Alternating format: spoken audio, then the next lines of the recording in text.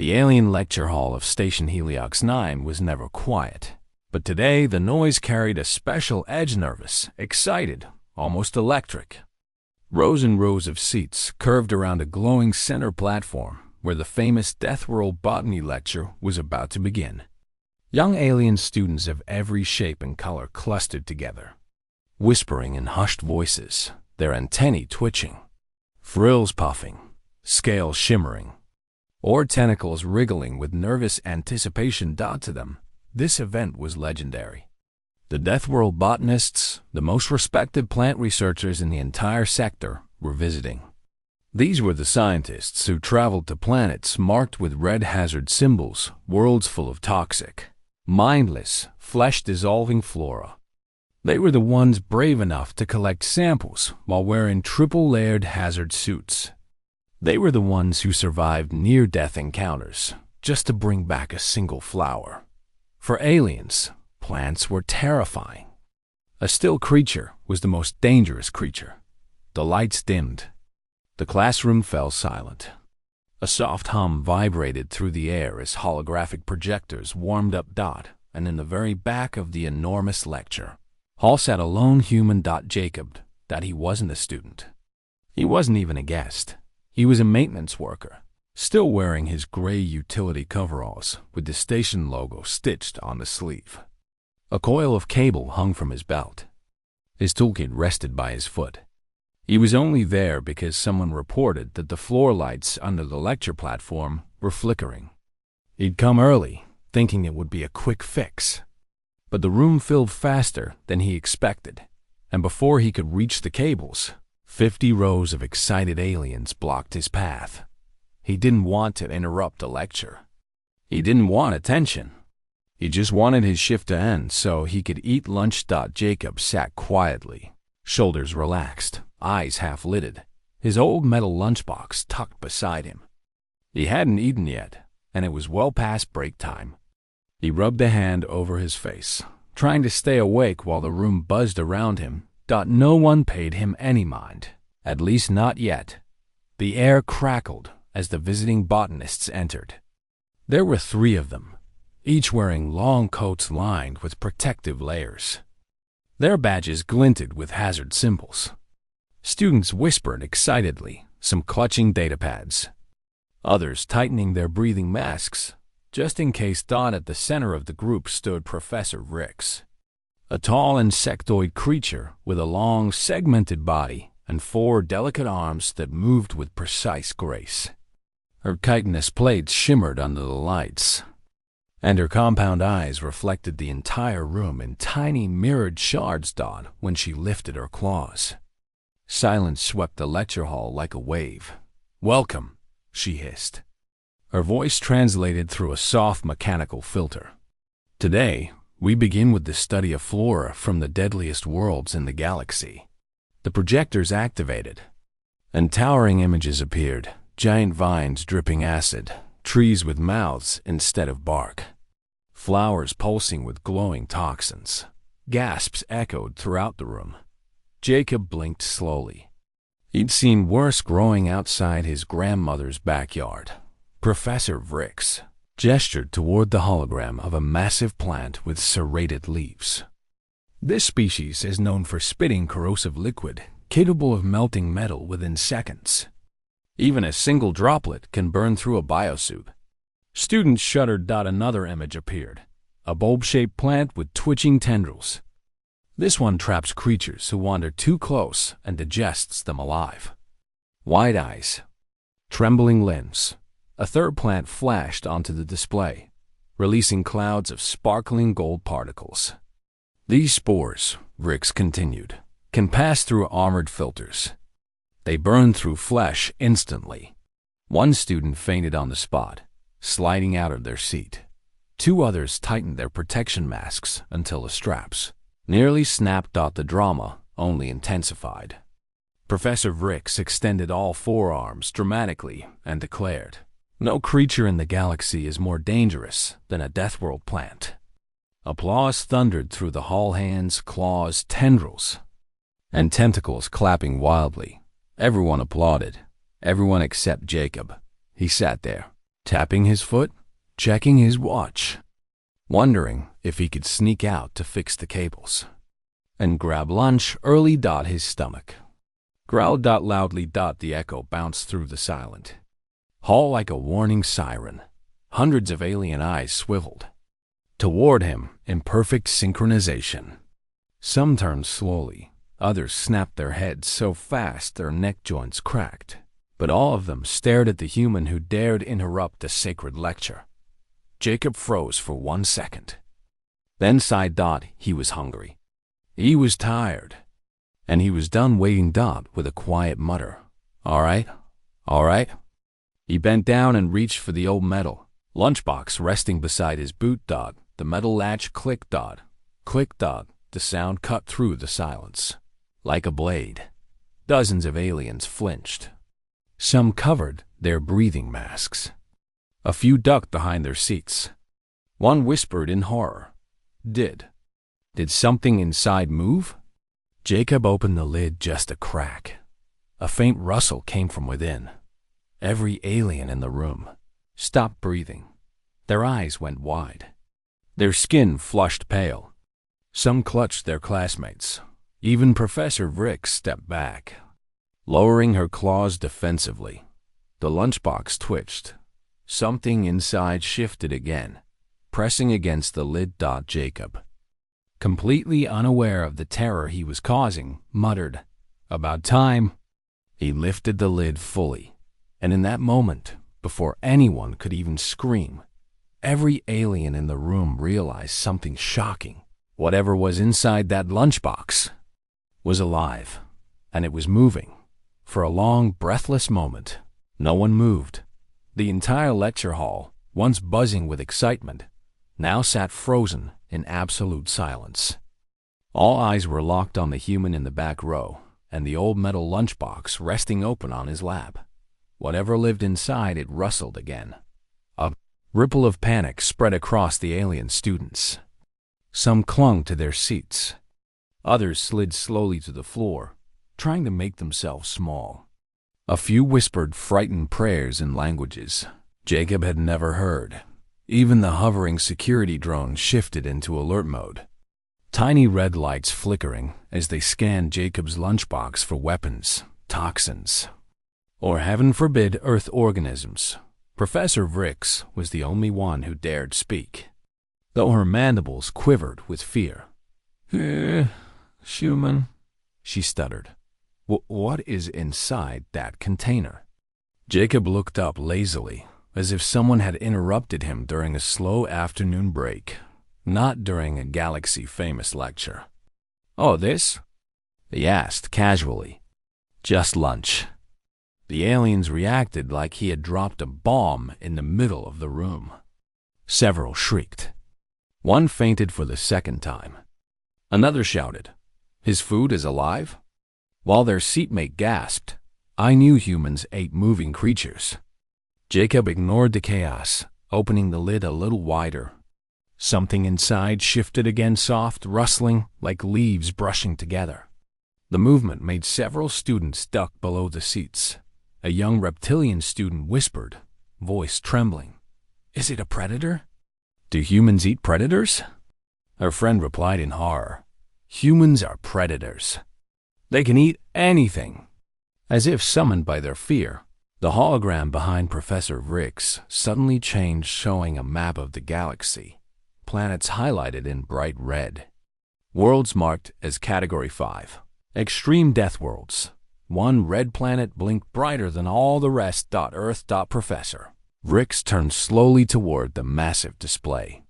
Her claws clicked anxiously against the metal floor. With a deep breath, she addressed the students, forcing her voice steady. "Class, we have often discussed death worlds, but many of you do not truly understand what that designation means." The students, half hiding, half hoping for answers, looked up at her. "A death world," Vrix continued, "is a planet so full of danger that even the strongest species must take extreme care to survive.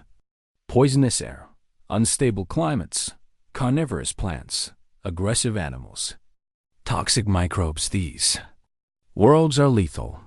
She motioned toward the blinking red hologram, and Earth is one of the most dangerous of them. A wave of nervous murmurs passed through the hall. One student raised a trembling tentacle. "Professor, if Earth is so deadly then, how do humans survive?" Professor Vrix glanced at Jacob, still sitting calmly as if he were on a lunch break, not surrounded by terrified aliens. "That," she said quietly, "is what makes humans so unique." As if to prove her point, Jacob finally lifted something out of his lunchbox. A small packet wrapped in soft paper. The aliens yelped and ducked again, but Jacob didn't notice.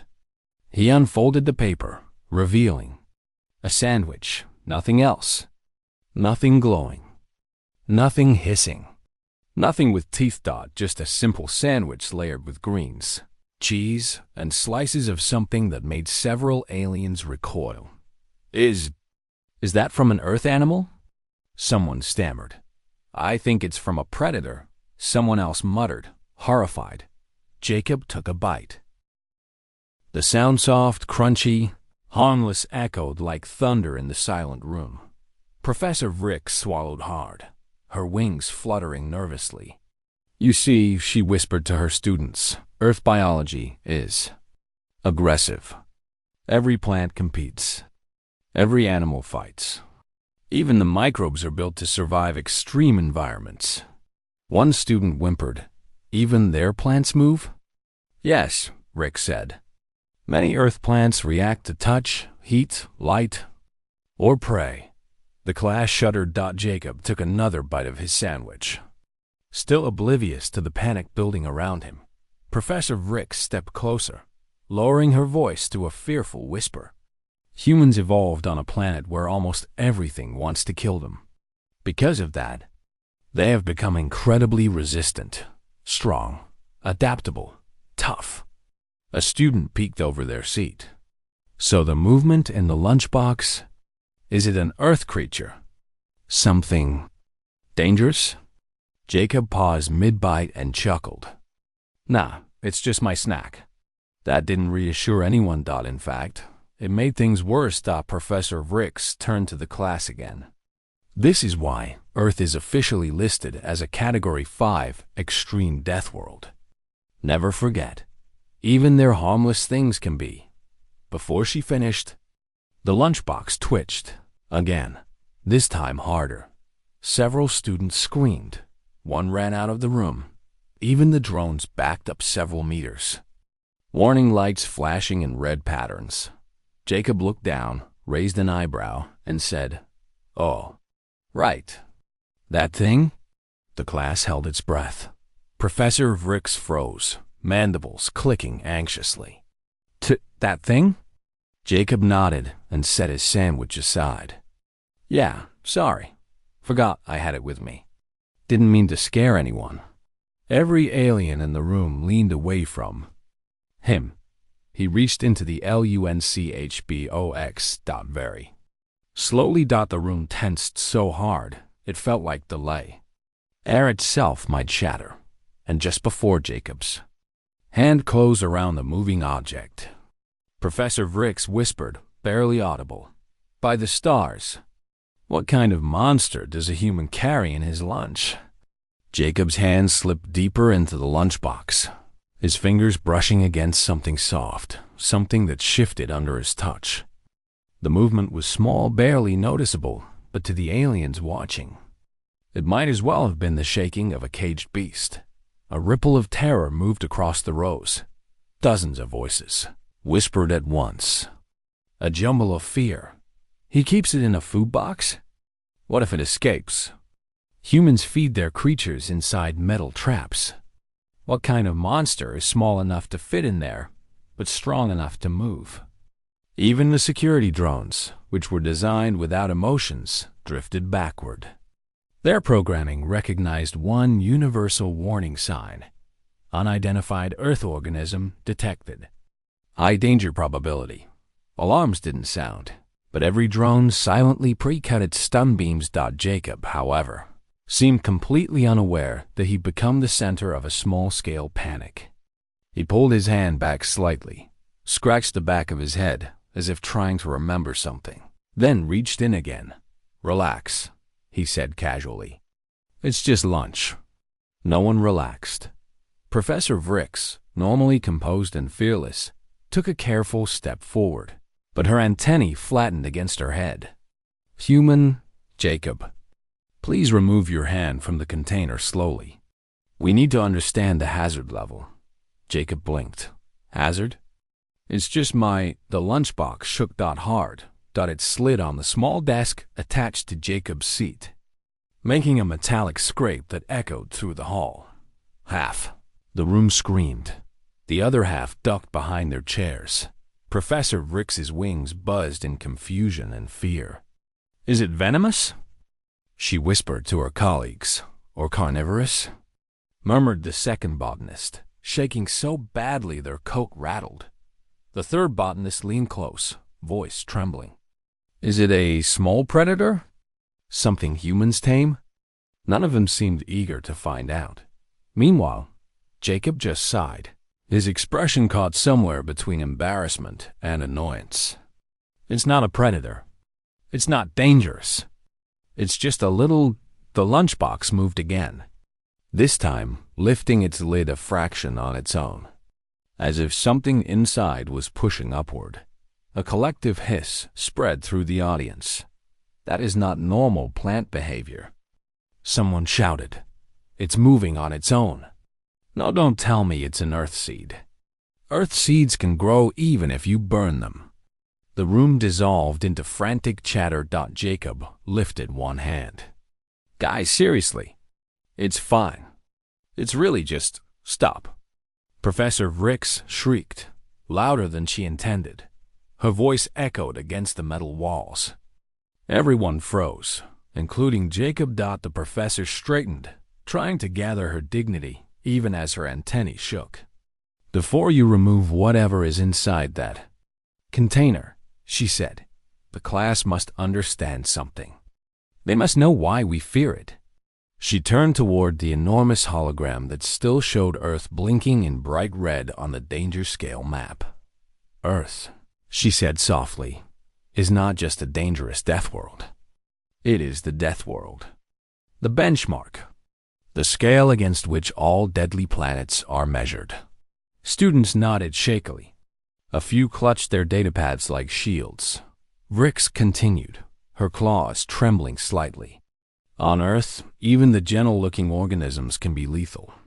Some Earth plants mimic harmless shapes, only to fire toxins. Others look peaceful, yet can strangle prey. And humans." She stopped, looking carefully at Jacob. "Humans evolved to survive on this nightmare planet. Their bodies resist poisons. They can eat things other species cannot even touch." Murmurs spread. Someone whispered, "So whatever is in that lunchbox must be something only a human could handle." Another added, "Maybe it's immune to stun beams." A student on the far right whispered, horrified, "What if it's a baby Earth creature? Their young are more aggressive." Jacob raised his hands helplessly. "Guys, you're overreacting. It's literally just..." Professor Vrix lifted a claw to silence him. "Human Jacob, for the safety of this class, I must ask one question." Her voice was steady, but her eyes remained locked on the shaking lunchbox. "Does that creature bite?" Jacob blinked. "Well, sometimes." That was enough. A wave of shrieks filled the room. Several aliens dove under their seats. One student rolled into a ball on the floor. Another attempted to climb the wall. A winged species tried to fly away, but slammed into the ceiling. Projector Dot, even the stoic security drones jolted back and activated a blurry defensive grid that flickered uselessly in the air. Jacob raised both hands quickly. Wait. I mean, it doesn't bite hard. It's not dangerous. Not dangerous for you." Someone wailed. "We don't have human skin. We're fragile. Our bones are hollow. My species dissolves if something sneezes on us. The panic grew louder. Professor Vricks's voice cracked. Human, you must remove the creature with extreme care. We must prepare containment protocol. Jacob looked around. His face showed amusement, confusion, and a bit of pity. Containment? You seriously don't need. Russell. The object inside his lunchbox pushed again, lifting the lid slightly. Students screamed again. Jacob finally sighed. All right. I guess I should just show you. He reached into the lunchbox one last time, gently closing his fingers around the moving object. The entire room held its breath. Professor Vricks whispered, by every star in the sky, what horror are we about to witness? Jacob lifted his hand out of the box, slowly, revealing a tiny green plant. The room froze. Every alien, every student, every drone. Even Professor Vricks, all of them stared in stunned silence at the object resting in Jacob's hand. A plant. A tiny, bright green plant sprouting from a small bit of damp soil wrapped in a napkin. It had 2 little leaves, soft and harmless looking, gently wobbling from the movement of Jacob's arm. For 3 long seconds, not a single creature breathed. Then, that's it. A student squeaked. That's what was moving. Another cried, it's so small. It looks harmless. Professor Vricks didn't share their confidence. She took 2 steps back. Her compound eyes widened as she pointed, one trembling claw at the plant. Human, that is an earth seedling? Jacob shrugged. Yeah, just a little one. The class screamed. Half of them dove behind their seats again. One student covered their body with their datapad like it was a shield.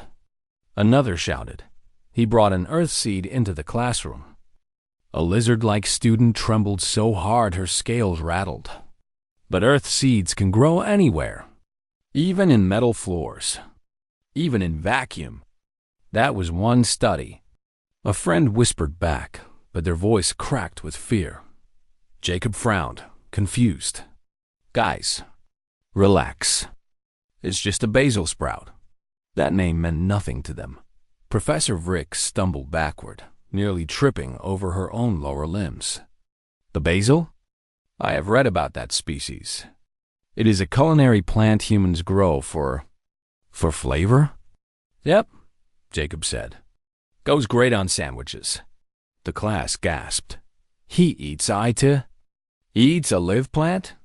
Humans consume creatures while they're still growing? No wonder they're apex predators. Jacob pinched the bridge of his nose. No, look. Basil isn't dangerous. Humans grow it in little pots on windowsills. My grandma used to plant them by the dozen. A hush fell. Even the drones slowed. Grandma? A student whispered, horrified. Zelda grows dangerous flora as a hobby? Professor Vricks forced herself to breathe. Her wings twitched nervously. Human Jacob, do you understand what you have done? Jacob shrugged again. Forgotten my lunch break.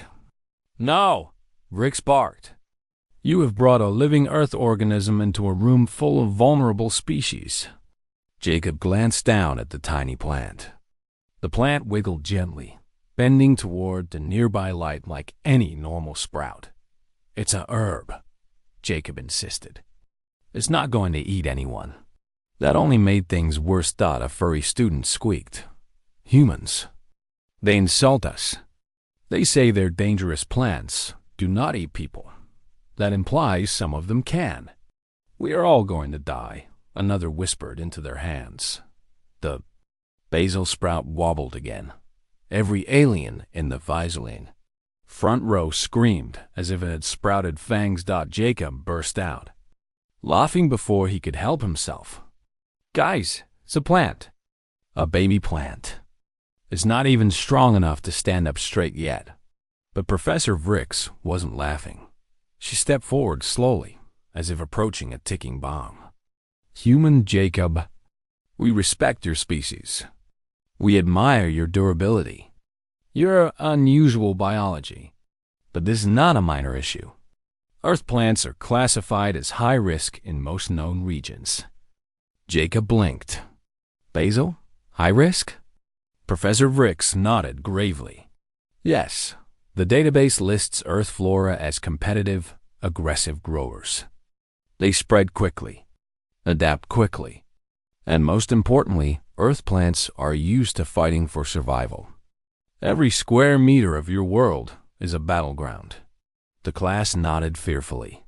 Jacob stared at the basil sprout in his hand. This thing doesn't even try to fight weeds, he muttered. It barely competes with sunlight. An alien student raised a shaky hand. Does it produce toxins? No. Does it inject spores into prey? No. Does it melt organic tissue? Jacob held back a sigh. It smells nice when you rub the leaves.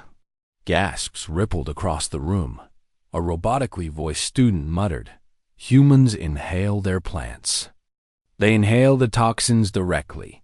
Jacob sat back, at a loss for words. Professor Vrick slowly circled around him, keeping a solid 5 meters of distance. "Explain, human.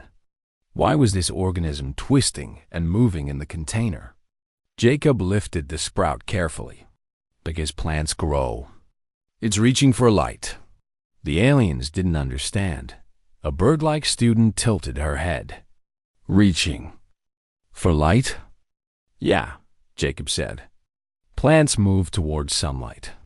It's called phototropism." Professor Vrick stiffened. "It follows light patterns? Intentionally?"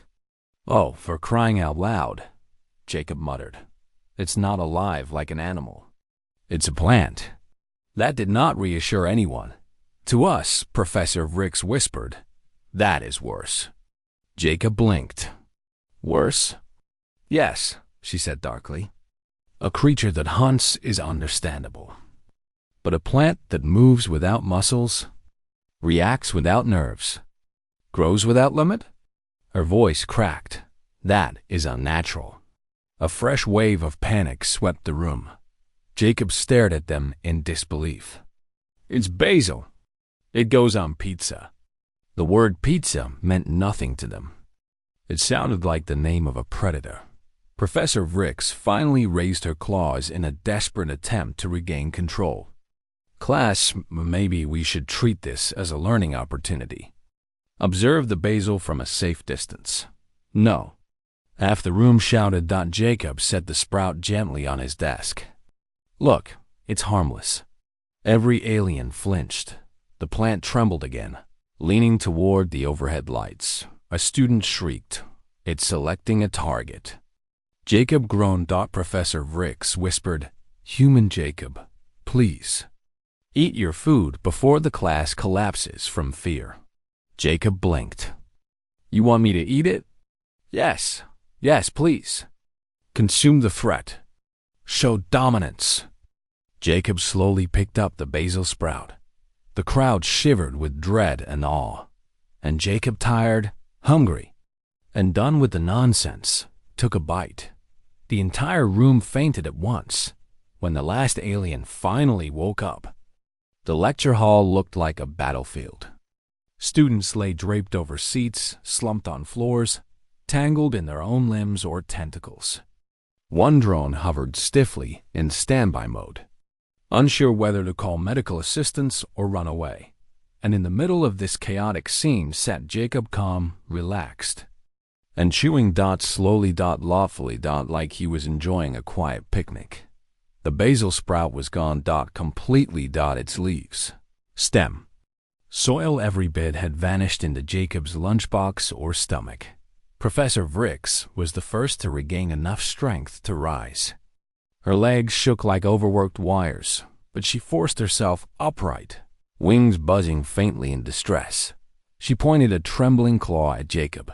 "Yeah, then." Jacob looked up, still chewing. "Yeah, you told me to." Ricks swallowed hard, her mandibles clicking in fear. "I did not think you would actually do it.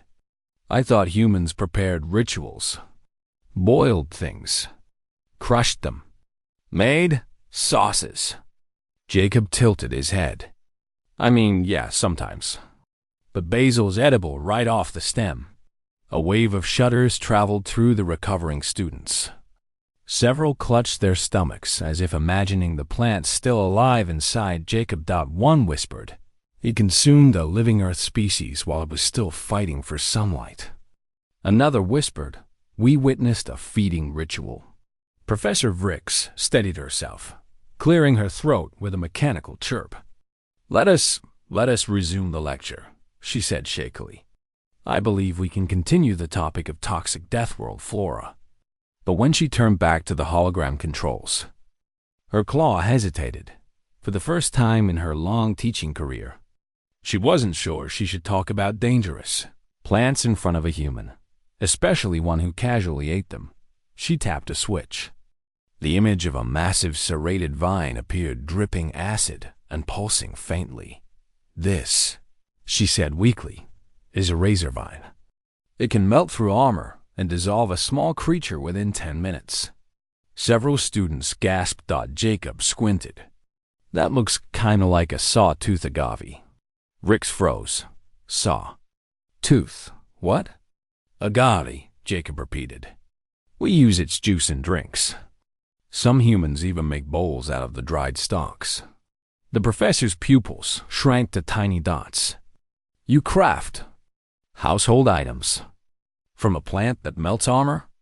"Well, ours doesn't melt armor," Jacob said with a shrug. "It just pokes you sometimes." The class stared at him, horrified. "Pokes? Pokes?" The razor vine image loomed behind Vrix like a living nightmare of blades, dripping with deadly acid. "And humans turned similar plants into pottery?" A student whispered, "Humans must be resistant to acid." Another replied, "No worse. They'd probably drink it." The rumors spread so fast, Jacob couldn't even correct them. Professor Vrix moved to the next hologram, hoping something less terrifying would appear.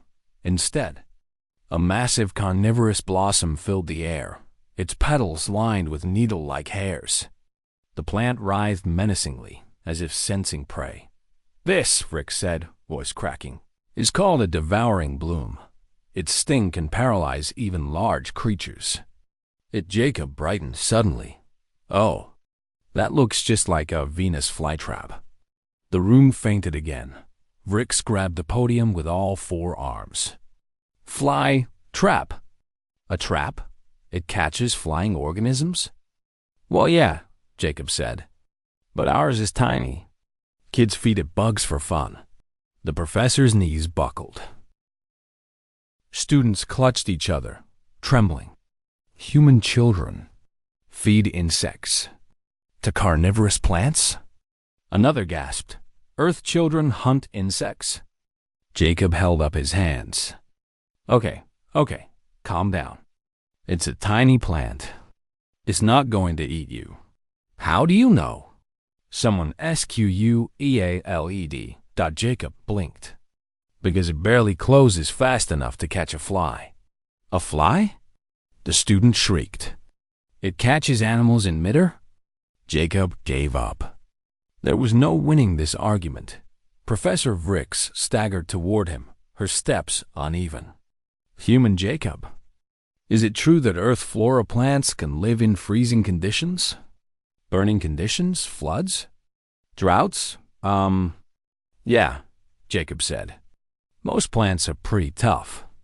They adapt." Those words echoed through the hall like thunder. Plants are pretty tough. They adapt. To aliens. That was the worst thing he could have said. Vrix covered her face with one shaking claw. "Everything we thought we knew. All our research. Earth flora outmatches them all." The 2 assistants nodded nervously. One whispered, "We have studied so many planets. But Earth might be the apex of botanical danger." The class sat in stunned, fearful silence. Jacob just wanted to finish his sandwich. He unwrapped the rest of it, revealing layers of meat, cheese, vegetables, and a smear of bright red sauce. The red sauce caught every eye in the room. "What is that?" Professor Vrix whispered. Jacob smiled casually. "Hot sauce. The class shrieked in horror. Hot? IT burns? He's eating a chemical weapon. Humans drink fire. Jacob groaned. It's not that hot. It's just flavor. Professor Vrix fell into her chair. Her wings drooped. Her pride shattered. All her years studying dangerous flora. All her warnings about deadly plants. All her dramatic speeches. Yet, here was a human, eating things she wouldn't dare touch even with a robotic arm. She whispered to her assistants in despair. He corrected my lecture. He actually corrected my lecture. Jacob finished chewing and gave her a sympathetic shrug. Sorry, Professor. Didn't mean to. But it was already too late. The galaxy's top botanists had officially lost their confidence. The lecture hall felt heavier now, like the air itself had grown thick with fear. Even the lights seemed dimmer, as if they were afraid to shine too brightly near the human who casually consumed dangerous plants. Jacob, however, was simply enjoying the rest of his sandwich. He chewed slowly, peacefully, unaware of the emotional destruction unfolding across the rows of horrified students. Professor Vrix rubbed her forehead with all four hands. Her claws clicked weakly against her chitin as she whispered, I cannot breathe. Her two assistant botanists hovered behind her. One shook violently. The other whispered, Professor, if this continues, he will destroy the reputation of our entire field. Jacob looked up mid-chew. What? But before Vrix could answer, Jacob reached into his lunchbox again. The room went dead silent.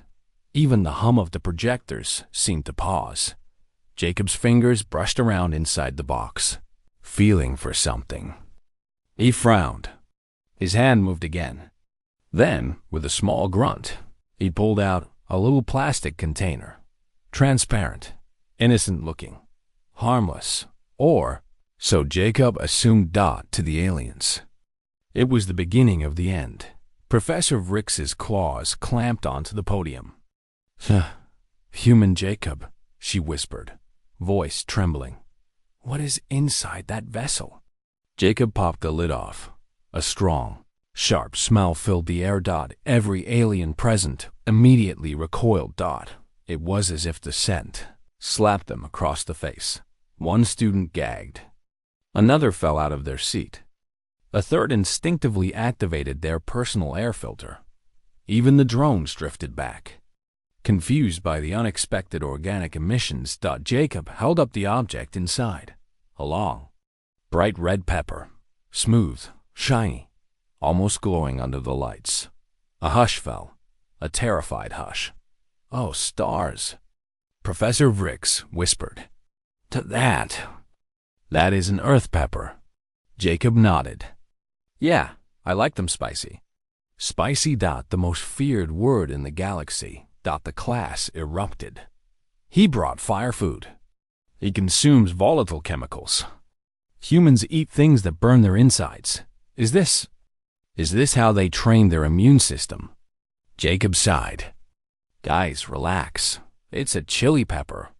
But to them, it wasn't just a chili pepper. It was the world-ender fruit. One student trembled, hugging themselves. I read an article. They say even touching one barehanded can cause skin damage. Another whispered urgently. My cousin once visited a human market. He said the air alone made him cry. Professor Vrix tried to steady her voice. Please, human Jacob. Pete, put it away. Before it releases. Fumes. Jacob laughed. It's not releasing anything. It's just spicy. That word again. Spicy. The class collectively scooted back a row. One of the professor's assistants finally snapped. Professor, this is a Category 9 hazard. He must have a permit to bring such a thing onto a station. Jacob raised an eyebrow. Category what? It's just a snack. SNCK. Aliens shrieked. A snack? He eats incendiary organisms casually. Does he need medical care afterward? Or does he evolve stronger after every burn? Jacob rolled his eyes. Look, I'll show you. It's harmless. Professor Vrix jumped up. No! But Jacob was already lifting the pepper to his mouth. No. No. No. Vrix screamed, sprinting toward him. Two. Late. Jacob bit the pepper in half with a loud crunch, a sound that echoed like thunder. The class screamed as if he detonated a small star. Dozens of aliens fainted instantly. Some collapsed so dramatically that even the drones panicked and activated emergency cushioning foam spraying half the room with white bubbles. Professor Vrix's legs buckled. She caught herself on the nearest seat, gasping. He consumed it. Raw. Her assistant stared at Jacob with wide, shaking eyes. He should be melting. He should be screaming. He should be dying. Jacob casually chewed. It's not even that hot. I've had spicier. The aliens recoiled like he'd admitted he could swallow plasma. One bravest student raised a weak hand. Human Jacob. What is the heat rating of that specimen? Jacob shrugged. I don't know. Maybe a few thousand Scovilles? The class fainted again. Professor Vrix fell to her knees. Thousands? Thousands? That should burn through our lab gloves. One student whispered dramatically, Humans walk among us with fire in their mouths. Another said, Their stomachs must be made of star metal. Jacob looked around at the sea of terrified, unconscious, or barely conscious aliens. He rubbed his forehead. This is getting ridiculous. He took another bite of the pepper. Professor Vrix screamed into her hands. Stop eating the weapons. Jacob nearly choked. Weapons? It's a vegetable. No vegetable should be able to kill half the class with the smell. She shouted. Jacob pointed at the fallen students. They're just overreacting. Vrix stared at him with pure despair. Human Jacob. The average alien organism cannot survive contact with Earth biochemistry. Your lunchbox contains a lethal ecosystem. Jacob looked into the lunchbox. A sandwich. Some crumbs. A pepper. A napkin. This was a lethal ecosystem? Oh boy, Jacob muttered. You guys would not survive a human barbecue. Half the class tried to flee. Drones scrambled. Professor Vrix nearly fainted again, and Jacob reluctantly set the pepper down.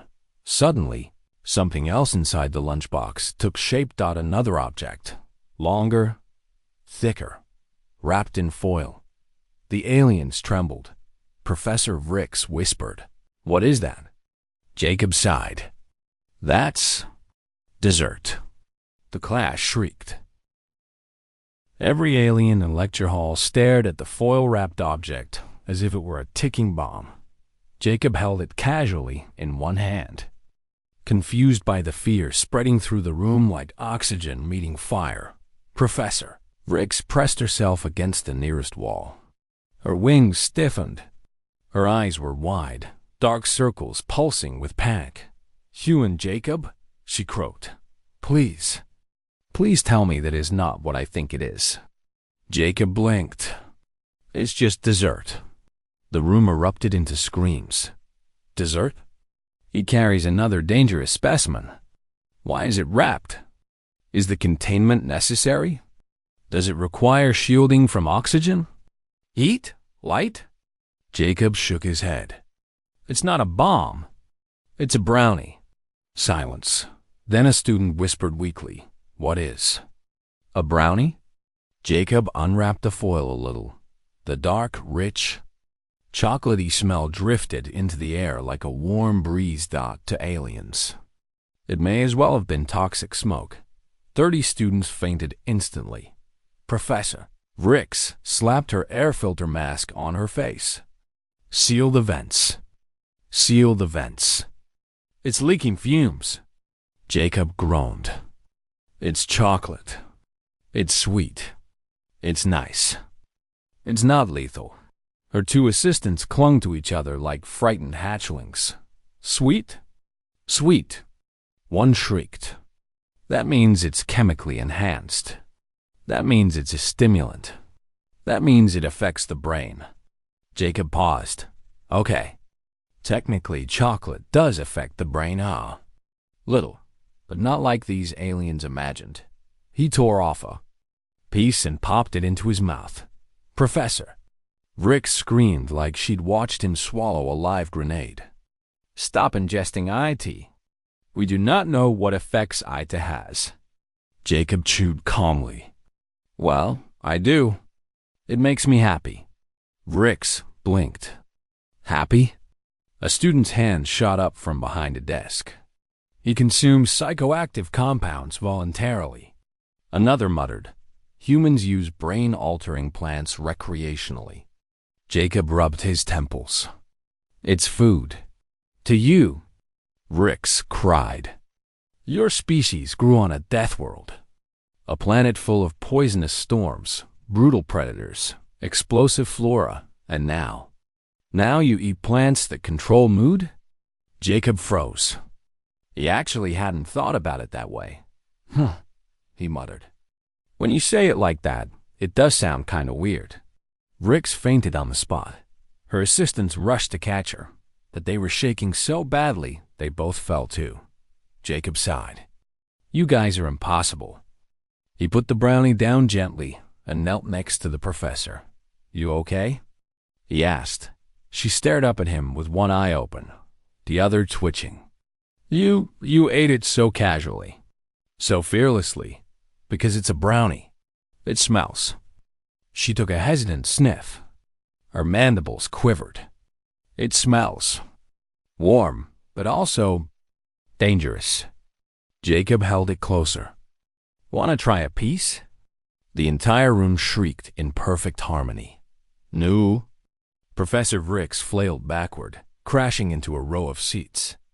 Human Jacob, are you trying to destroy us? Jacob held his hands up. It's just chocolate. No, a student wailed. According to xenobiology records, chocolate has caffeine. Another gasp. And sugar. And theobromine. They all recoiled in horror. Theobro what? Jacob asked. The students started whispering frantically. Is that a weapon? Is it used in human torture rituals? Does it melt skin? Does it make humans stronger? Jacob facepalmed. No. It's an ingredient in, but before he could finish, the room lights began flashing red. ALERT, biological contamination detected alert. Unknown Earth origin. Compounds beyond. Jacob groaned. Oh, come on. It's a dessert, not a bioweapon. The drone swooped in, flashing yellow warnings. One scanned the brownie, beeped urgently, and zoomed away screaming. Toxin level. Impossible. Professor Rix grabbed Jacob's collar with trembling claws. Do not release any more Earth compounds. You are destabilizing the building. He slowly raised his hands. Okay, I'll put it away. He wrapped the brownie back in foil and placed it into the lunchbox. The drones stopped panicking. The students breathed again. Rix slumped down, exhausted. Thank the stars. Then Jacob reached into his lunchbox again. Everyone screamed. Stop reaching in. Please. We beg you. Human Jacob, think of our safety. Jacob froze. Relax, he said softly. It's just a napkin. The aliens suspiciously watched him pull out the napkin when it was confirmed harmless. Half the room collapsed in relief. Jacob wiped his fingers, closed his lunchbox, and sighed. Look, I'm sorry, he said. I really didn't mean to cause this much chaos. Professor Rix struggled to her feet. You have not caused chaos, she swallowed hard. You have rewritten everything we know about biological safety, food classification, and the limits of chemical survivability. She pointed at the lunchbox like it was an interstellar containment unit. That box. is a danger to the galaxy. Jacob shook his head. Lady, it's a lunch. No.